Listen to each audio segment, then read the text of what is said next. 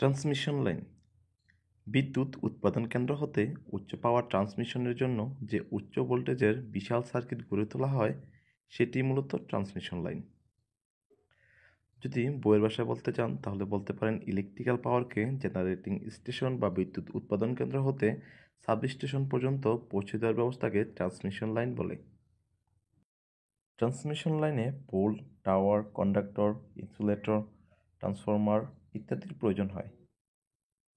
বাংলাদেশের transmission voltage সাধারণত 400 কেবি, 230 কেবি, 132 কেবি, 110 কেবি, 66 কেবি ও 33 কেবি হয়ে থাকে। অধিক পাওয়ার ট্রান্সমিশনের জন্য transmission line single circuit, double circuit, triple circuit হয়ে থাকে। অপারেটিং ভোল্টেজের ভিত্তিতে ট্রান্সমিশন লাইন দুই প্রকার: প্রাইমারি ট্রান্সমিশন লাইন এবং secondary transmission line. Primary transmission line কি?